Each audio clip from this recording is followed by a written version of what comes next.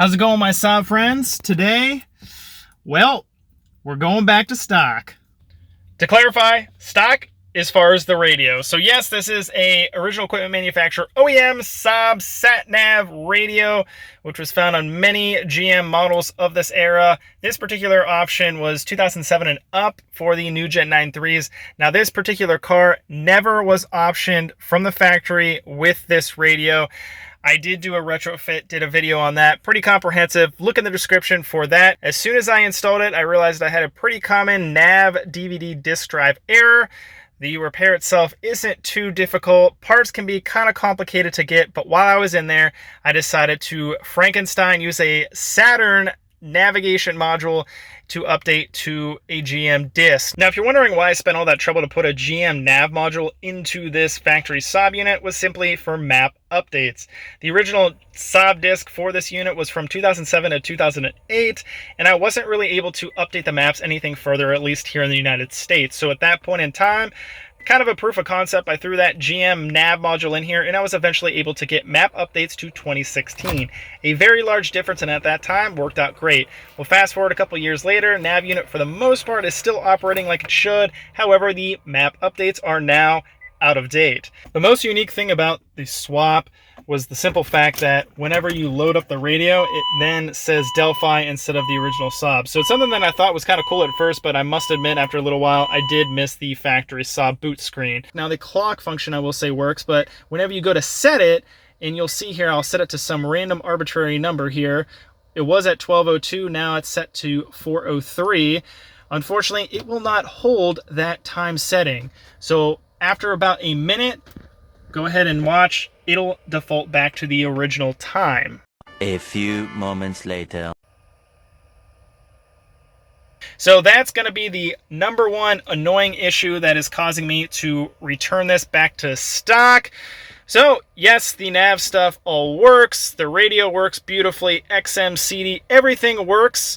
It was a great proof of concept to show that you can Frankenstein some other GM nav parts into your OEM Saab one and have everything still function. But now, unfortunately, things are getting a bit dated. I'm getting a bit older, and I enjoy simple things like the Saab boot screen. A couple different compounding issues for me to return this back to stock, but I still have the parts, and I figured it'd be a worthwhile video to show you. So let's go ahead and get started.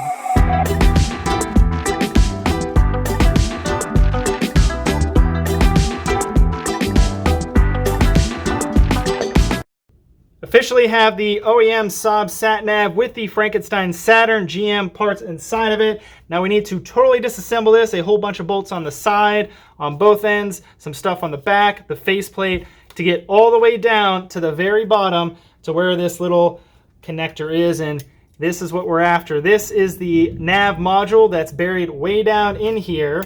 This is the factory Saab one that we'll be putting back into here. So we'll go ahead and time lapse, zip right through this, but I have a 3/16 quarter-inch drive. I have my way overkill impact on the lowest setting, just so we can quickly remove all these bolts.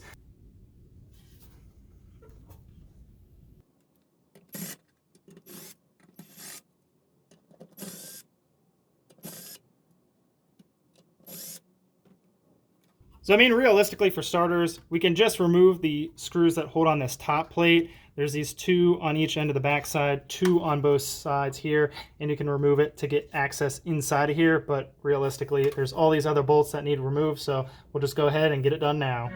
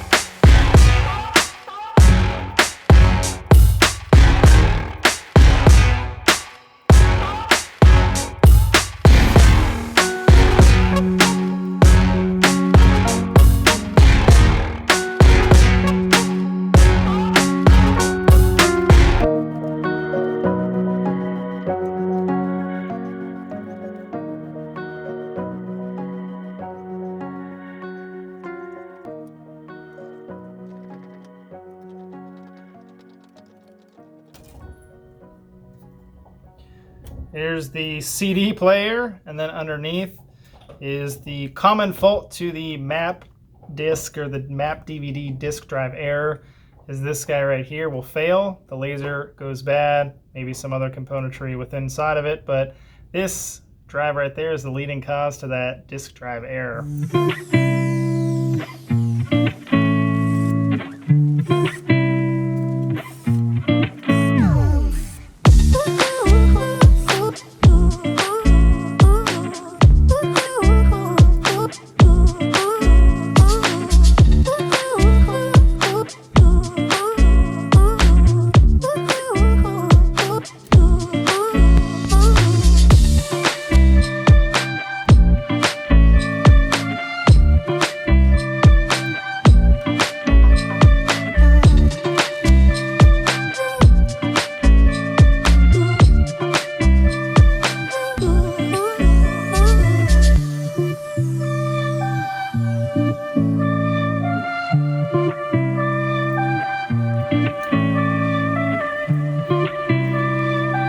There it is.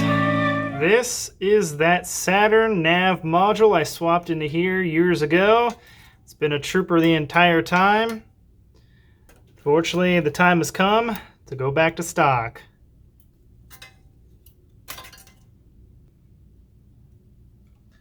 And at this point, just reverse order. Kind of like Legos, but a little more involving. This is what it looks like up close. That is the OEM Saab nav module back into place, but as you can see, you have to remove all of this stuff from the top, the drive units, the fan, it's kind of optional. This is the ejection piece that you don't want to forget to put back in place. So I mean, this is just an electronic puzzle of sorts, but unfortunately that nav module is buried at the very bottom of it. But now it's just reverse order, putting all this stuff back together. Let's get after it.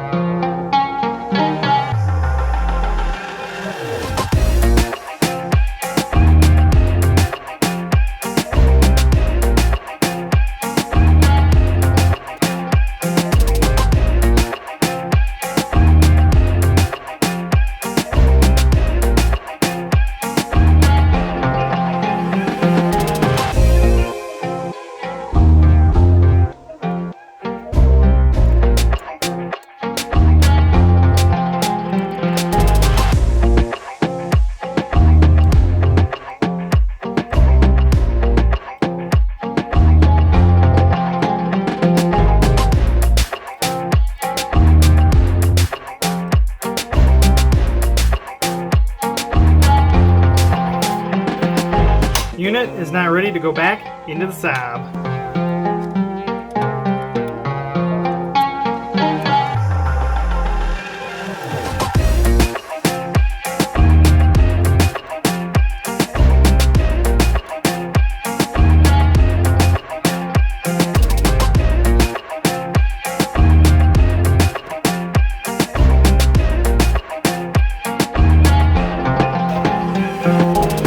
Moment of truth.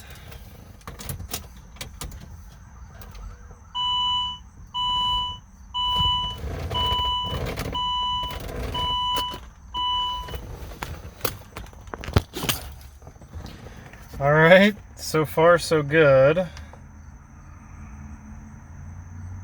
Wait, Captain. West 23 northbound is closed between... Okay, that works. Okay, so now one thing that I want to check first and foremost is the clock.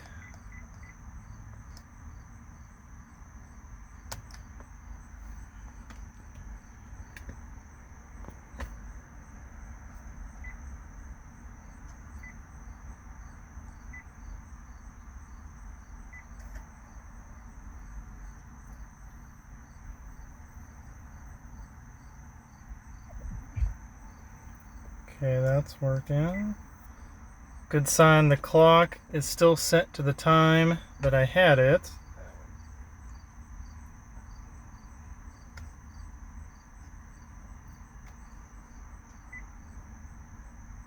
So I don't have the nav CD in it. Don't know. Well, that could be a problem.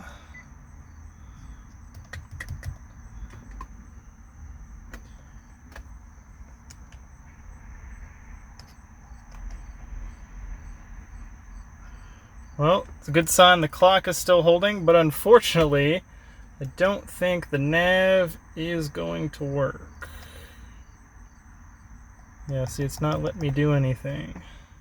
Okay, I messed with this for a little bit. All of a sudden, the insert map disk popped up, which is good. I have the factory Saab one that hasn't been in this unit in many, many years. Go ahead, give it a go, see what happens.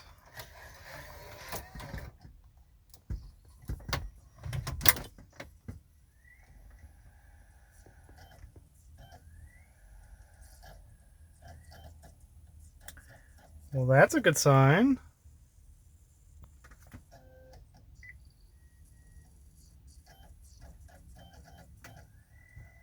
All right, heck yeah, that actually works.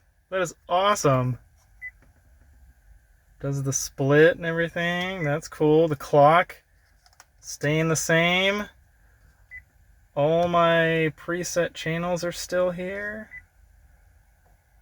I made around $200. This is awesome, absolutely awesome. And to prove that I have the proper boot screen now, in case you didn't see it,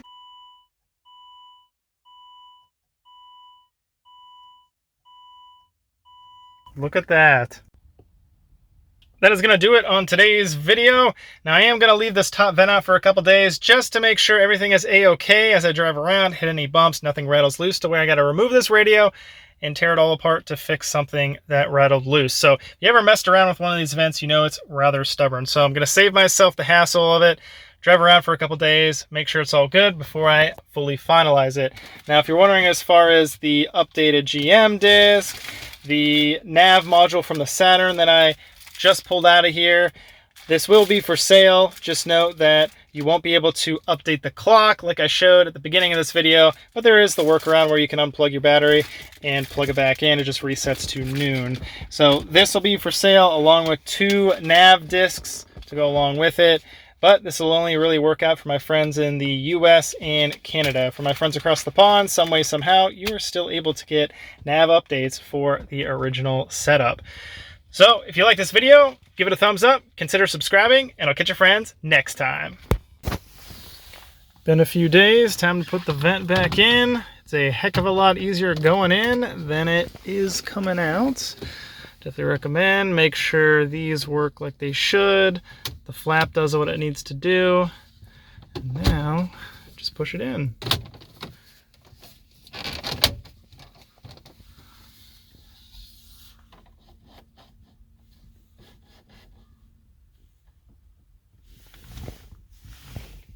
Little OCD.